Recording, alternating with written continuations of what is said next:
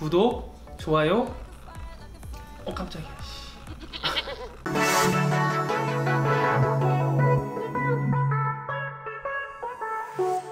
안녕하세요. 양심적인 치료사의 기막힌 이야기의 양식입니다. 오늘은 굉장히 많은 분들이 궁금해하시는 척추 측만증에 대해서 알아볼 건데요. 저도 척추 측만증 전문 치료사 과정을 밟았지만 저보다 훨씬 더 정확하게 이야기해주고 쉽게 이야기해줄 수 있는 선생님을 모셔서 일반인 분들이 궁금했던 부분에 대해서 한번 알아보도록 하겠습니다. 자기소개 좀 부탁드리겠습니다. 아유, 되게 멘트가 깁니다. 죄송합니다. 오케이. 저는 이제 TIP 재활외과 의원에서 도수치료 실장을 하고 있고, 그다음 이제 IME 트레이닝 센터 서울점에서 운영을 하고 있습니다. 트레이닝 운영을 하고 있습니다.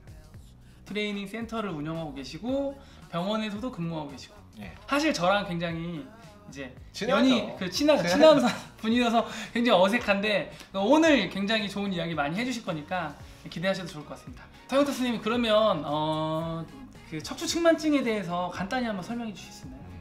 척추가 측만변이 10도 이상 되는 것을 말합니다. 근데 요즘에는 10도 이상 되는 것을 그것만으로 척추 측만증이라 얘기하지 않고 척추의 회전, 그 다음 시상면의 변화, 관상면의 변화, 이 세 가지를 다 보고 척추 측만증이라고 진단을 내리고 있습니다.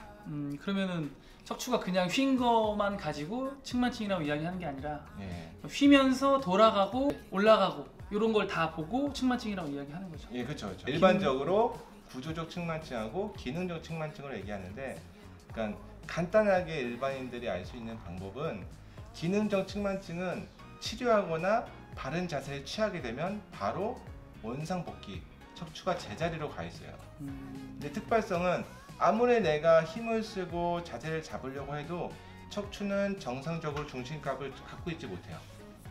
그거 갖고 이제 기능적하고 특발성하고 나눠요. 통증이 생겨도 측만증 비슷하게 허리가 휘잖아요. 이제 자기 측만증이다라고 이야기를 하시는 분들이 병원에 내원하시니까 그런 분은 통증이 개선이 되면 돌아온다는 거잖아요. 그렇죠. 그런 건 이제 기능적 측만증이라고 부르고, 네. 특발성 측만증은 이제 다른 원인들에 의해서 만들어진 선천적인 것들. 그렇죠. 그런 선천적인 것들, 어떤 이유든 어떤 원인에 의해서 만들어진 거고, 대부분 기능적인 것은 통증에 의한 거. 그러니까 통증에 의해서 통증을 회피하기 위한 보상작용으로 나타나는 경우가 많고, 뭐 하지의 불균형, 한마디로 하지가 어느 쪽에 더 보이거나 골반이 약간 틀어졌거나 이런 경우에 이제 기능적 측만증이 나타날 수 있는데, 보통은 우리가 치료하는 측만증이라고 하는 것은 특발성 척추 측만증입니다.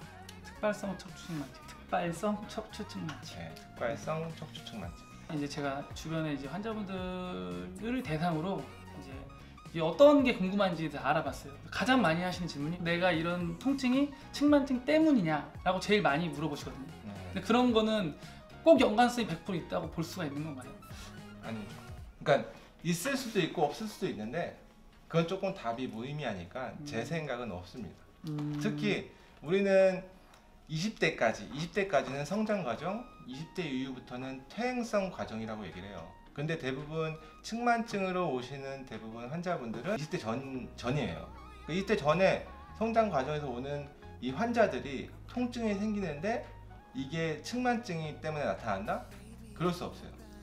통증은 퇴행이 있거나 뭔가 문제가 있어서 나타나는 거지, 측만증이 뼈가 휘어진다고 해서 퇴행이 성장 과정에서 나타나는 경우는 어떤 외상 이후에는 거의 이룰 수가 없어요. 그래서 그 분들은 측만증 때문에 나타나는 경우가 아니고 어떤 오래된 같은 작업, 오래된 같은 자세, 아니면 과한 수축을 해야 되는 이런 경우에 의해서 나타나는 거지. 저희 병원에서나 저희 센터에서 측만증 환자분들이 많이 오는데 그 중고등학생들이 맨날 아프다는 얘기를 해요. 허리 아프다고. 근데 어머니들은 그 허리 아픈 얘기를 다 측만증과 연관을 져서 얘기를 하는데 그건 아니에요. 왜냐면 내가 치료를 해줄 때 이 애가 측만증인데 통증으로 왔어. 근데 내가 그 치료를 내가 측만증 치료를 하지 않는단 말이에요. 측만증 환자지만. 그리고 1, 2회 치료하게 되니까 통증이 없어졌어. 근데 내가 측만증 치료를 하지 않았는데 통증이 없어졌다. 그럼 말이 안 맞는 거잖아요. 그쵸. 그러면 또 이제 궁금한 게 척추 측만증이 통증과 연관성은 적지만 다른 사람들보다 통증에 좀 더 노출되긴 쉬운 건가요? 왜냐면 나이가 들어서나 아니면 뭐 출산 후라든지 이런 변화에 대해서 그쵸, 좀 더 노출되기 쉬운 건지. 그쵸. 통증이 있을 수도 있고 없을 수도 있다. 하지만 없는 경우가 더 많다. 이 얘기는 성장 과정에서 나타나는 척추 측만증이기 때문에 그런 아이들은 거의 100% 없는 거예요. 측만증하고 연관성이. 근데 성장이 끝나고 척추 측만증이 뼈가 휘어 있으니까 내가 중력에 의해서 버텨야 되는 그 힘들이 정상적인 사람보다 딸리죠. 이러니까 어떤 통증을 유발시킬 수 있는, 더 퇴행을 시킬 수 있는 원인은 제공할 수 있어요. 근데 그게 크진 않아요. 결과적으로 원인은 제공할 수 있지만 그게 그 부분이 엄청 크진 않다. 그렇죠, 크진 않아요. 좋습니다. 근데 만약에 그 측만증 환자가 성인이 돼서 이제 성인이 되게 되면 척추가 어느 정도 굽게 되어 있어요. 근데 척추가 어느 정도 굽게 되어서 측만증이 더 진행이 안 되는데 그 측만증이 더 진행이 되는 구간이 있어요. 여성분들 중에 갱년기가 오면은 호르몬 변화가 생겨서 이완을 하게 돼 있어요. 그때 측만증이 더 심해지는 경우에 이때 통증이 유발돼요. 왜냐면 이때 이제 척추는 다 퇴행이 와 있고 이 상태에서 더 강하게 척추가 휘어버리니까 그 골질들이 어떤 구조물을 닿게 될 수가 있어요. 이럴 때 진짜 척추 측만증 때문에 통증이 온 것이라고 말할 수 있지만 이게 척추난 때문에 백페인이 온다 이렇게 말할 수는 대부분 없어요. 백페인은 허리 통증을 말하는 겁니다. 허리 통증은 수가 없어요. 오늘 이제 일반인들을 위한 그런 알겠습니다. 이야기를 할 거니까 좀 더 쉽게 얘기해 주시면 좋을 것 같습니다. 알겠습니다. 일정 각도가 넘어가면 성장이 멈춰도 측만증이 늘어날 수 있다라고 알고 있는데 늘어났다는 게 각도가 더 증가할 수 있는 걸로 알고 있는데 그게 이제 어떤 기준이 또 있는 건가요? 아니, 기준은 없어요. 기준은 없는데 성장이 끝나면은 척추는 퇴행으로 바뀌게 되면서 안정화가 돼요. 안정화가 되는데 각도가 심하면 심할수록 내가 척추를 일렬로 받아야 되는 이 척추 압이 각도가 심해지면 이 압을 받을 수 있는 일렬로 압을 받을 수 있는 그 구간들이 넓어져요. 넓어진다는 얘기는 원래 여기서 압을 받아야 돼. 근데 이게 이쪽으로 와 있어 척추가. 그럼 내 압은 여기서 받게 돼 있어요. 이렇게 되면 이의 각도만 커지면 커질수록 이 압이 받는 이 거리가 커지니까 점점 더 각도가 넓어질 수 있는, 커질 수 있는 환경을 만드는 것이죠.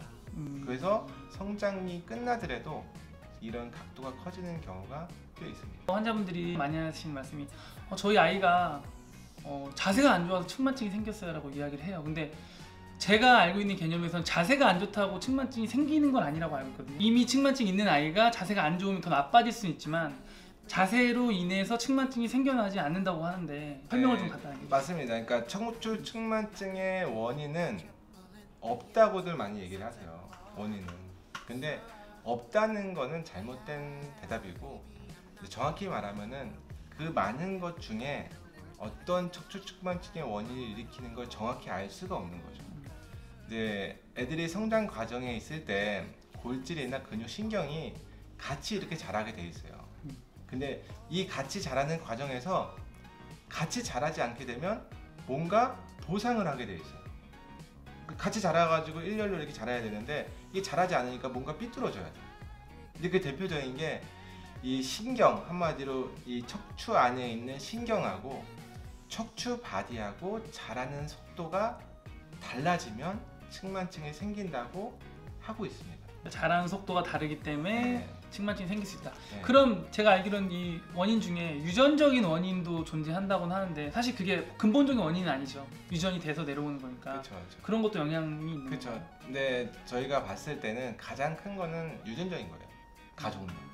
이게 가족력이 바로 내 위에 있는 부모님이 이거보다 바로 위에 계신 부모님이 뭐 할아버지 할머니 뭐 이런 분들이 측만증이 있다. 아니면 쌍둥이면 한 명이 있다. 그러면 더 가능성이 높은 거예요. 그렇죠. 유전 인자를 가지고 보유하고 있으면 그게 이제 발현이 될 수도 있는 거죠. 그렇죠. 더 발현될 가능성이 높은 거죠. 그렇죠. 네, 좀 남녀 비율하고 좀 연관이 있는데 여성이 남성보다 측만증이 가질 확률이 훨씬 더 크잖아요. 그러니까 우리가 항상 코어 근육이라고 얘기를 하잖아요. 여성분들이 척추를 잡고 있는 근육들, 척추를 잡고 있는 구조물들이 약해서 남성보다 발생할 확률이 높은 거예요. 그러니까 성장하는 과정에서는 척추가 어느 정도 잡고 있어서 버티고 안정성이 있어서 성장을 해야 되는데 그 힘이 없는 상태에서 성장을 하게 되면 더 측만증을 유발할 수 있는 거죠. 완벽히 밝혀진 게 아니라 그런 원인들에 의해서 나올 수도 있다. 그쵸, 가정할 수 있는 이게 거죠. 가장 큰 가능성이 높은 거죠. 그렇죠. 서현태 선생님이 관리해주는 측만증 아이들이나 측만증을 가지고 있는 그런 고객들이나 환자들을 치료 기간에 대해서 어떤 식으로 제가 알고 있기로는 지금 하고 계시는 슈루스, 독일에 있는 슈루스 센터에서도 굉장히 장기간이라고 설명을 하는 걸로 알고 있는데 어떤 식으로 설명을 하나요? 아니면 어떤 식으로 그 기간을 이야기 드릴까요? 저는 항상 첫 번째는 성장 과정까지는 무조건 치료 기간이고 그 이후에는 자기가 관리하는 것이기 때문에 척추 측만증은 평생 해야 되는 치료입니다. 사실 네, 말씀하세요. 네, 사실 이런 부분 때문에 이제 어느 일각에서는 측만증이라고 하는 거는 치료가 될 수 없다라고 이야기하는 부분도 있지 않습니까? 그렇죠. 그래서 그러면 혹시 측만증 치료에서 가장 목적으로 두는 것들 측만증에서 가장 중요한 거는 예방이에요. 예방. 그러니까 치료의 각도가 시작할 때는 다 시작했으니까 알 테고 더 이상 증가가 되지 않는 것을 막는 것이 치료의 최고의 목표입니다. 그리고 두 번째, 이 외형적인 모습을 바꿔야 돼요. 왜냐하면 엑스레이상 나오는 척추는 외형적은 보이지 않아요. 척추만 보는 거잖아요. 근데 우리는 외형적으로 봤을 때 얘가 어떻게 삐뚤어져 있으니까 더 각도가 심해지는 거를 볼 수가 있어요. 알 수가 있어요. 공부하는 사람으로서. 그러니까 그거를 최대한 이 측만이 더 생기지 않는 방향으로 자세를 알려줘서 외형적으로 바꿔야지 더 좋아질 수 있는 환경을 만들 수 있습니다.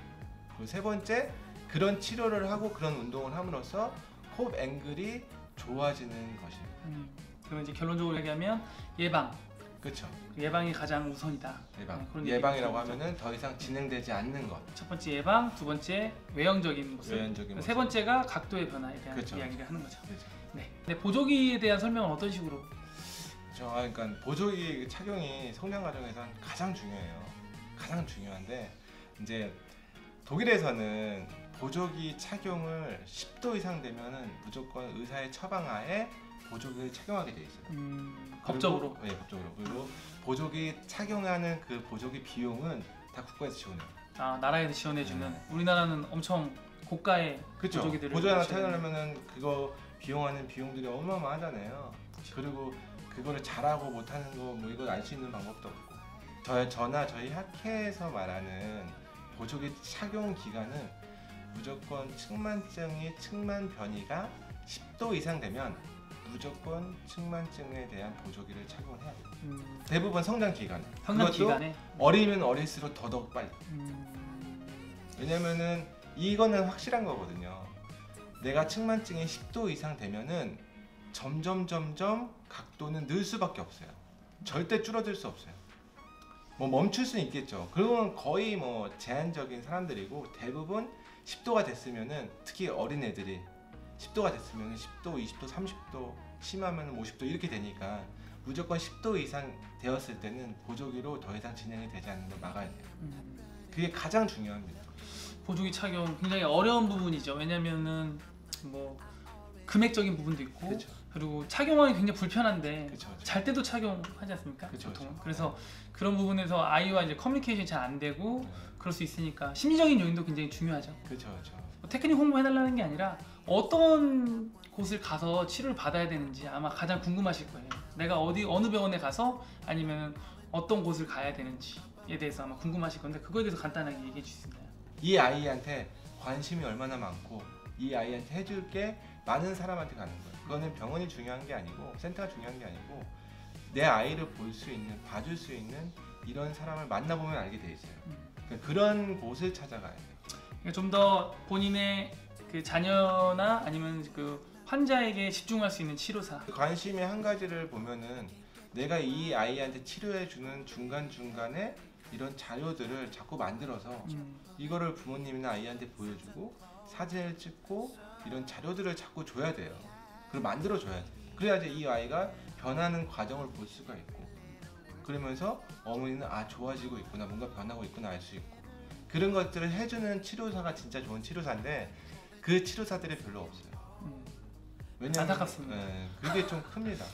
물리치료사들이 실제로 정말 환자분들을 위해 노력하는 치료사들은 그렇게 드물다고 저도 생각해요. 물론 저도 부족하고 뭐 선생님도 스스로 부족하다고 느끼시겠지만, 그래서 치료사들도 좀 그런 노력을 할 필요가 있겠네요, 충분히. 그렇죠. 그런 환자에 대한 솔직히 치료사잖아요. 의료인은 아니지만 치료사잖아요. 환자에 대한 책임감은 있어야죠.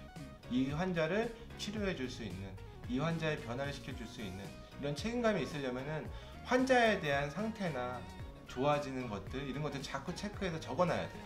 그리고 그런 것들을 보여줘야지 이 환자들이나 환자 보호자들이 그걸 알 수가 있죠.